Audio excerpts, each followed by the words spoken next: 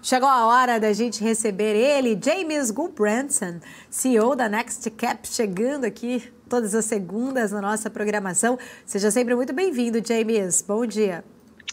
Bom dia, Paula. Tudo bem? É sempre um prazer estar com vocês.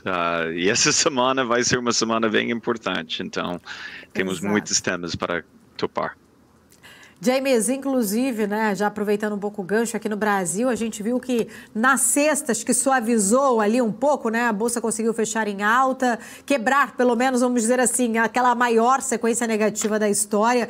Porém, né, olhando ali para finalzinho de julho, a gente estava na casa dos 123 mil pontos, chegamos a testar os 115 mil, agora conseguindo manter ali nos 116 mil pontos, mas eu queria entender um pouquinho da sua visão, o pior já passou ou ainda não? Olha, assim, desde começamos a ter essas conversas na segunda-feira, apontamos lá atrás, em fevereiro, março, de que deveria ter um rally assim, especial chegando por causa da virada dos fundamentos no Brasil. Aí esse rally aconteceu e, assim, o que é totalmente normal, especialmente durante o verão americano. Agosto é um mês em que todos os portfolio managers lá nos Estados Unidos estão na praia, estão de férias, estão nas suas casas em Hamptons, etc. Que é muito natural, muito normal que haveria uma pausa. Assim, essa pausa fez de uma forma quase inédita em termos de números dos dias em sequência de queda, porém a queda não foi tão extrema não, assim, o que foi mais, o que chamou mais atenção foram os números de dias em que a bolsa caiu, mas, assim, nossa previsão agora é que é setembro, porque depois do Labor Day todo mundo volta, então daqui a 2 semanas, né? É o Labor Day, e aí o ano volta em sua normalidade. Então, nós continuamos ficando bastante animados especialmente com small e mid cap. Então, quem ainda não talvez entrou ou ainda tem bastante caixa, vale a pena conferir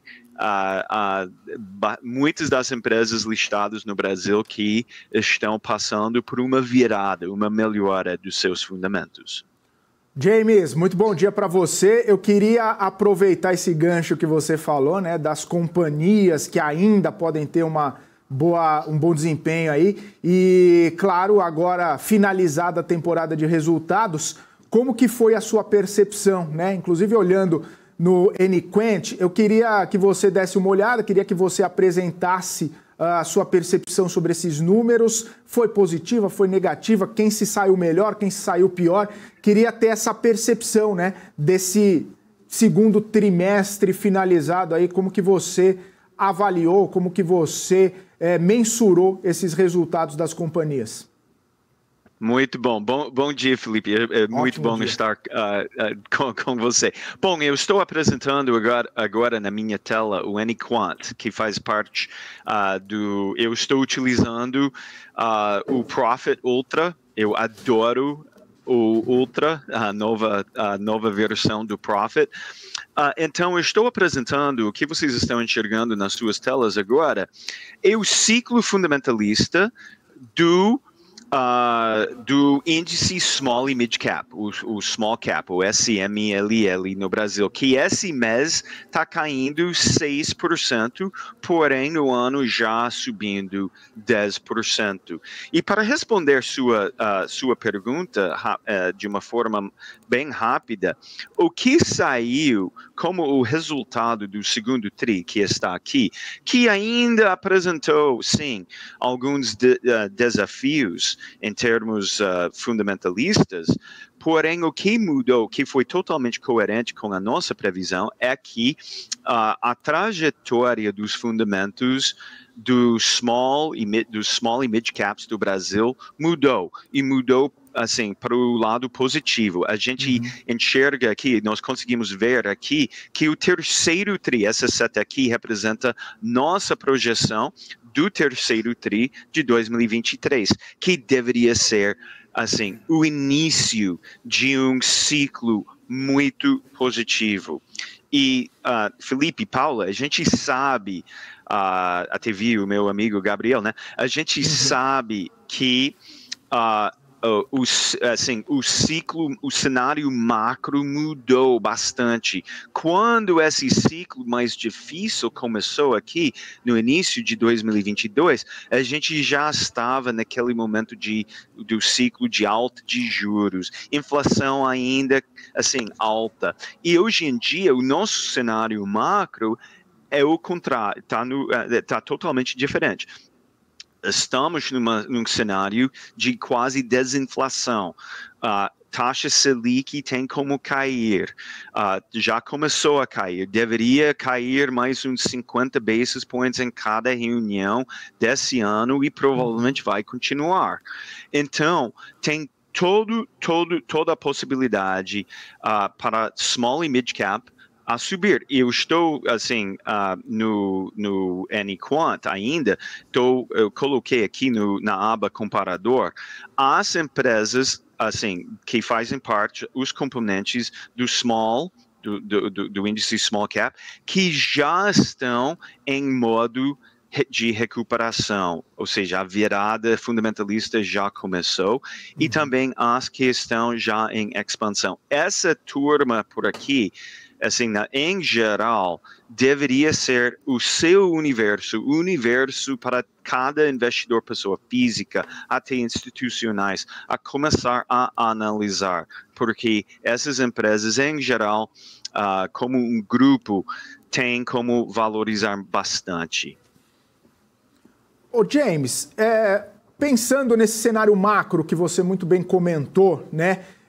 E a gente tem visto, inclusive, claro que foram 13 pregões consecutivos de queda, na sexta-feira teve aquela elevação pequena, né, mas quebrando aquele jejum de agosto lá de 13 quedas consecutivas. Hoje a gente já vê uma sinalização de queda novamente. Esse cenário macro basicamente Estados Unidos e China que estão tirando esse fluxo aqui do Brasil, a situação econômica, a situação, inclusive, dos bancos centrais, né, lá naqueles países, que está tirando esse investidor estrangeiro daqui. Isso tem te deixado preocupado com esse fluxo, inclusive para esse movimento de rally que você espera para essas empresas que você situou aqui para a gente? Felipe, a pergunta é sensacional. O que nós vimos na semana passada foram, assim, bastante notícia negativa. As notícias saindo da China desanimam bastante. Mas também, olhando para o cenário americano, é muito semelhante ao que estamos enxergando aqui no Brasil. A grande verdade é que os Estados Unidos também, assim, pela primeira vez em muito tempo, que o Brasil, a China, Estados Unidos e, em geral, mercados emergentes passaram por um momento de desaceleração muito forte, mas cada ciclo ruim cria a possibilidade de um ciclo bom. E pela primeira vez também, em mais que 10 anos, todos esses mercados estão mostrando sinais de virada. Agora, antes que a virada acontecer, tem sempre essa possibilidade de turbulência. Assim, foi exatamente o que a gente tem passado com os índices aqui no Brasil e exatamente o que está acontecendo nos Estados Unidos. porém, estamos construindo o que eu acho de a frase famosa de Wall of Worry, uma parede feita de preocupações para escalar, para o mercado a escalar. E então, continuo achando que o mercado vai, depois dessa pausa que passou, que vai começar a acelerar novamente. Assim, vi um gráfico hoje de manhã que mostra que o múltiplo de 12 meses para frente, o múltiplo preço-lucro do S&P 500 está na média dos últimos 20 anos. O mercado que sim foi considerado caro, especialmente durante o ciclo de alta de juros, esse ciclo efetivamente está parando, e isso permite que os fundamentos comecem a dominar novamente, e os fundamentos estão para melhorar bastante. James, eu quero trazer para a nossa conversa aqui também o Vandick Silveira, economista, nosso comentarista, está todas as semanas aqui com a gente. Queria ouvir a opinião dele também a esse respeito. Vandick, muito bom dia, bem-vindo mais uma vez aqui no BMC News, porque o James estava dando essa visão dele, sempre muito lúcida, né, sobre essa movimentação do cenário macro aqui para o fluxo que a gente tem sofrido aqui no Brasil, uma retirada constante de investimentos e isso afetando o nosso mercado. Vandick, você vê esse movimento podendo se arrastar e isso trazendo consequências negativas para o nosso índice, trazendo consequências negativas aqui para o nosso Ibovespa, fazendo com que ele engate ainda mais quedas? E aí, nessa visão, nessa perspectiva, né, os investidores ficariam mais cautelosos, mais temerosos, podendo fazer movimentos que resgatassem também, né, os investidores locais, que resgatassem o dinheiro aqui do mercado de renda variável, fazendo uma alocações mais pontuais nesse dinheiro. Como que se daria esse cenário na sua visão, Vandick? Bom dia, Felipe. Bom dia, James, Paulo e a todos. É um prazer sempre estar aqui com vocês. Felipe, a grande preocupação, né, o James apontou o seguinte, que nós temos nos Estados Unidos, grande parte dos money managers estão de férias e isso contribui para essa situação. Então, esse é um papel isolado. Grande parte do fluxo financeiro do Bovespa vem do exterior. Agora, olhando internamente, né, quando a gente analisa o Brasil, o nome do jogo chama-se risco fiscal. Então, o risco político brasileiro, associado à incerteza fiscal, um arcabouço que não tem capacidade de mordida, é uma mordida banguela, né, o arcabouço fiscal. Não tem dente nessa mordida. Então, a gente sabe que existe zero chance do Brasil conseguir zerar o déficit fiscal ano que vem, o déficit primário, né? Não é o déficit nominal inteiro, porque isso seria um esforço hercúleo, mas é impossível praticamente. Então nós temos um arcabouço fiscal que é natimorto, nós temos um governo perdulário gastando sem nenhuma visão de consequência futura e obviamente isso impacta a Bolsa, né? Isso vai impactar a Bolsa porque nós temos uma crise fiscal.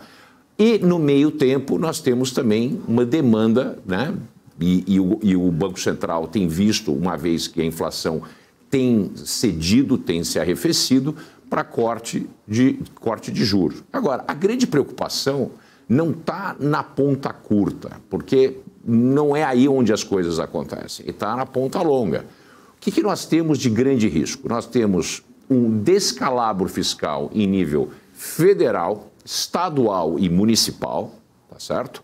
Com gastos correntes crescendo 2 vezes mais do que a entrada de recursos, tá certo? A arrecadação corrente. E isso se manifesta em uma atividade extremamente, seria procíclica do governo, com gastos extremos, quando a economia se arrefece. Quer dizer, situação complicada do ponto de vista de risco fiscal, que tem a ver com risco político. Maravilha, Vandick Silveira. O James Gulbrandsen, O Van Dijk pontuou muito bem, né? Risco fiscal. Estados Unidos também está vivendo essa iminência de um possível risco fiscal. A gente tem visto as treasuries, principalmente os títulos do Tesouro de 10 anos, se elevando muito, né? A cotação a 4,31, se não me engano, bateu hoje já máximas aí em anos. Esse é um ponto sensível que o mercado tem que ficar de olho, James. O que pode acontecer caso esse descontrole ou talvez endividamento excessivo dos Estados Unidos possa continuar e trazer, de repente, alguma cautela ali, de repente trazer algum sinal de que pode não ser controlado? Isso tende a trazer um efeito dominó muito alto e muito forte nos mercados, além do que a gente já está vivendo. Qual a sua opinião, James? Bom, eu acho que a gente está vivendo lá nos Estados Unidos, a gente está vivendo as consequências da eleição de 2020, efetivamente, em que os democratas tomaram controle do Congresso e teve o Biden também na Casa Branca, que deu depois essa alta absurda de gastos assim, do governo federal. E aí depois temos visto a inflação subir, etc.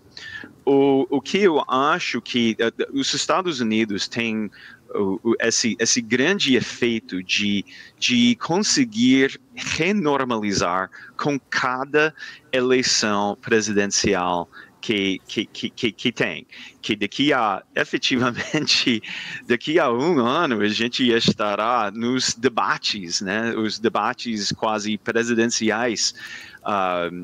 As primárias vão terminar, já teriam terminado, os congressos partidários vão estar acontecendo daqui a um ano.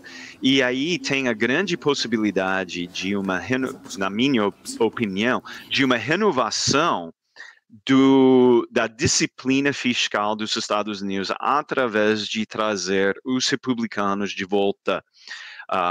Sim, nós já retomamos a Casa dos Representativos, ainda falta bastante em termos de controle, mas eu acho que daqui as notícias dos próximos 12 meses vão ser muito mais favoráveis na questão de controle fiscal, porque sim, o país, o que está acontecendo com US Treasuries, assim, reflete, assim, tem consequência quando um país gasta mais do que devia, que a gente vive esse pesadelo constante aqui no Brasil, um governo que gasta muito mais do que deveria gastar. Esse pesadelo passou nos Estados Unidos recentemente, mas a grande normalização poderá acontecer já daqui a alguns meses, na verdade, em termos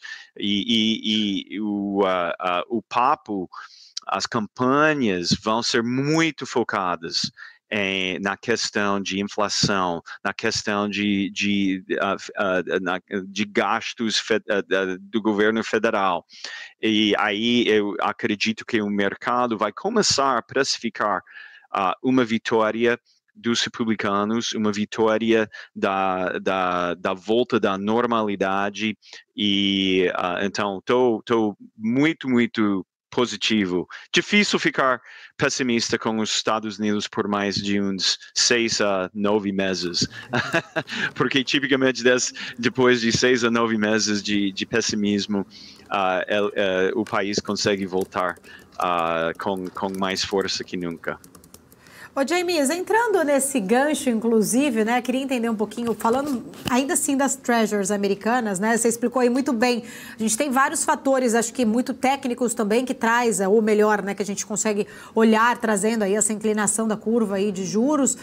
Essa oferta de treasuries aí é tipicamente alta também, é um momento de baixa liquidez, que você já explicou muito bem, inclusive aqui também em relação a essa férias, né, por conta aí do verão, na verdade, no hemisfério norte, mas eu queria entender especificamente essa alta, né, da oferta de treasuries, ela está ligada exatamente, poderia estar ligada também a essa questão do déficit fiscal ali na faixa dos 8% do PIB, ou o fato do governo, né, ter usado o dinheiro que estava parado no Tesouro durante toda aquela discussão do teto da dívida também, né, na época que ele não podia emitir mais dívida, o Tesouro americano ali acabou usando o dinheiro que estava ali, né, parado, em relação a isso, chegou a cair naquele momento ao nível, se não me engano, era 44 bilhões de dólares, de acordo com alguns especialistas. Me corrija se estiver errado, por favor. Mas eu queria entender, de fato, depois dessa suspensão, vamos dizer assim, por mais 2 anos do teto da dívida que foi aprovado, o Tesouro passando a emitir não só ali para se financiar o déficit corrente, mas também para recompor o volume de liquidez. Isso poderia estar atrelado também a essa oferta maior de treasuries neste momento ou não? Bom, pode ser, sim. Também temos que lembrar que teve um pacote de quase $1 trilhão de dólares que passou uns 2 anos atrás, quando nem 2 anos atrás, por aí, quando o Biden assumiu o controle. E esse pacote foi totalmente desnecessário. Assim, a economia já tinha voltada, a gente estava com umas taxas, a taxa de desemprego ainda muito, muito baixa. Mesmo assim, o Biden fez o que os democratas adoram a fazer, que é gastar dinheiro. E então, como que ao mesmo tempo, assim, a taxa de tributação corporativa caiu bastante.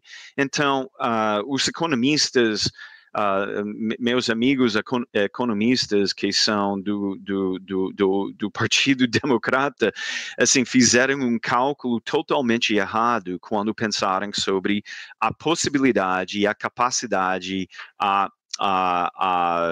ter esse pacote de gastos. Um dos grandes efeitos que estamos vendo no volume de oferta de treasuries agora é porque tem que pagar aquela conta. O Biden decidiu aumentar os gastos federais, e aí, por aumentar os gastos federais com menos arrecadação corporativa, assim, a única forma em que a conta fecha é através de emissão de mais títulos soberanos, ou seja, as treasuries americanas que estamos vendo hoje em dia. James, mudando aqui de assunto, né, até agradeço, muito boa explicação.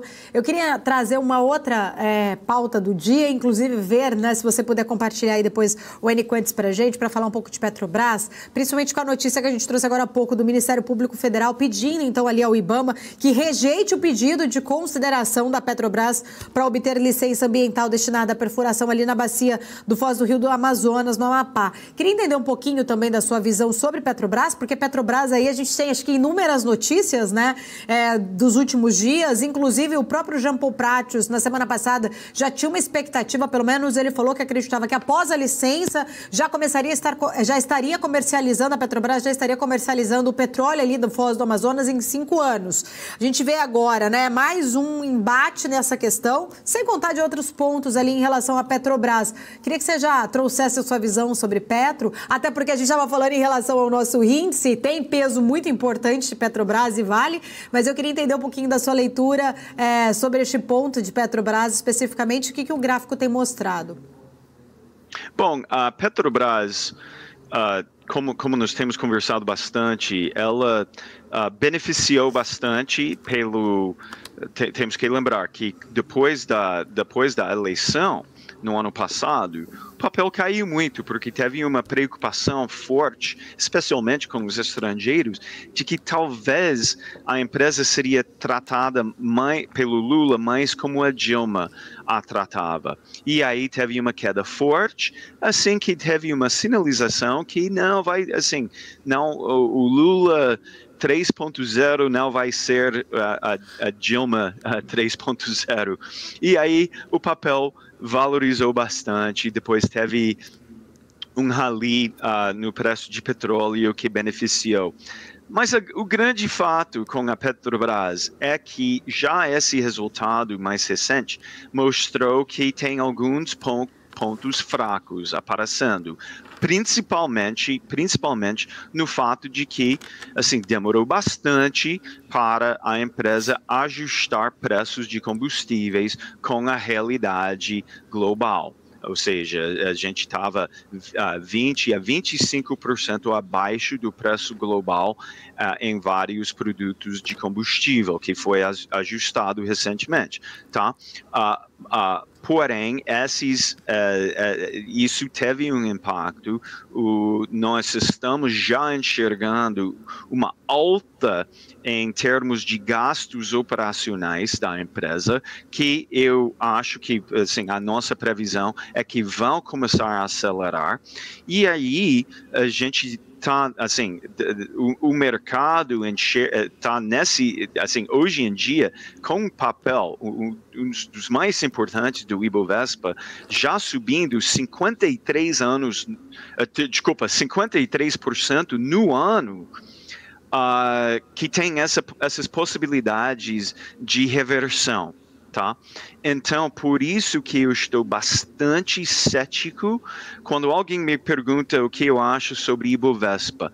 Minha resposta é, assim, eu estou muito menos focado no Ibovespa agora por causa do peso e o potencial negativo que a Petrobras poderá trazer com essa normalização à sua realidade fundamentalista. Em comparação, por exemplo, como a gente já conversou sobre empresas domésticas, empresas que participam nesse cenário. Assim, o cenário de juros caindo e inflação caindo é bom para a Petrobras, mas compara, por exemplo, isso com um shopping. É infinitamente mais importante para o setor de varejo o que está acontecendo nesse cenário macro atual do que o impacto que tem com a Petrobras. Por isso que eu acho muito importante hoje em dia uma avaliação profunda em termos de stock picking, e o Anyquant é uma tecnologia financeira sensacional para ajudar nesse exercício. Maravilha. James, você consegue só compartilhar ali, só para a gente dar uma olhada no Anyquant, por sinal? Sim, eu tentei compartilhar minha tela, Vamos ver se a gente consegue. Vou tentar mais uma vez aqui, não estava funcionando mais, eu vou entrar novamente, mas não como gente, mas tudo bem. Sem problema, tá, James. Não tem problema. Na próxima a gente mostra aí, já deu para entender, né? Justamente aí através das suas explicações. Quero agradecer, muito obrigada por estar aqui todas as segundas-feiras compartilhando o seu conhecimento, trazendo a sua visão importante e também, né, trazendo aí sempre o gráfico, né? Olhando ali para análise fundamentalista dentro do Anyquant, também sempre muito legal aqui pra gente. Obrigada, James. Até semana que vem. Até a semana que vem. Obrigado a todos.